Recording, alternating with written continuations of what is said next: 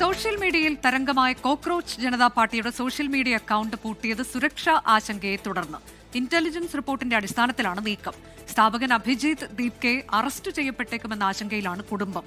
അതിനിടെ കേന്ദ്ര സർക്കാരിനെ പരിഹസിച്ച് കോൺഗ്രസ് രംഗത്തെത്തി. നടപടി അപഹാസ്യമെന്ന് ജോൺ ബ്രിട്ടാസ് MP 24നോട് പറഞ്ഞു. രാജ്യത്തിന്റെ പരമാധികാരത്തിന് ഭീഷണിയെന്ന ഇന്റലിജൻസ് റിപ്പോർട്ടിന്റെ അടിസ്ഥാനത്തിലാണ് കോക്രോച്ച് ജനതാ പാർട്ടിയുടെ എക്സ് ഹാൻഡിൽ പൂട്ടിയത്.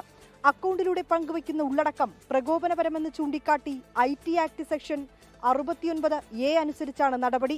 CJP സ്ഥാപകൻ അഭിജിത്ത് ദീപയ്ക്കെതിരെ സർക്കാർ എന്ത് നടപടി സ്വീകരിക്കുമെന്നതിൽ ആശങ്കയുണ്ടെന്ന് കുടുംബം പറഞ്ഞു. അഭിപ്രായ പ്രകടനങ്ങളെ അടിച്ചമർത്താൻ ശ്രമിക്കുന്നത് വലിയ പ്രത്യാഘാതമുണ്ടാക്കുമെന്ന ജോൺ ബ്രിട്ടാസ് MP. CJPയോടുള്ള സമീപനം കേന്ദ്ര കമ്മിറ്റിയിൽ ചർച്ച ചെയ്യുമെന്ന CPIM general secretary MA baby വ്യക്തമാക്കി.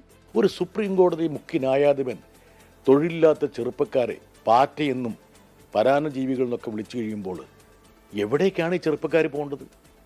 അവരുടെ രോഷം എവിടേക്കെങ്കിലും ചാനലൈസ് ചെയ്യണ്ടേ? അതിൻ്റെ ഒരു വെന്റിലേഷനാണ് യഥാർത്ഥത്തിൽ സോഷ്യൽ മീഡിയയിൽ സംഭവിച്ചുകൊണ്ടിരിക്കുന്നത്. പിന്നെ വലിയൊരു സംഭവവികാസമാണ് ഇന്ത്യൻ രാഷ്ട്രീയത്തിൽ തന്നെ. അങ്ങനെയാണ് അതിനെ ഗൗരവത്തോടു കൂടി തന്നെയാണ് കാണുന്നത്. അതിനെക്കുറിച്ചും പാർട്ടി കേന്ദ്ര കമ്മിറ്റി ചർച്ച ചെയ്യും. പാർട്ടി കേന്ദ്ര കമ്മിറ്റി ചർച്ച ചെയ്യേണ്ട വിഷയമാണ് ചോദിച്ചത്. അവിടെ ഇതെല്ലാം ചർച്ച ചെയ്യും. പുകയുന്ന ജനരോക്ഷമെന്ന് ഡോക്ടർ ശശി തരൂർ MP പ്രതികരിച്ചു. അക്കൗണ്ട് പൂട്ടിയതിന് പിന്നാലെ കോക്രോച്ച് ജനതാ പാർട്ടിക്കെതിരെ കൂടുതൽ നടപടികൾക്കും സാധ്യതയുണ്ട്. 24 ഡൽഹി.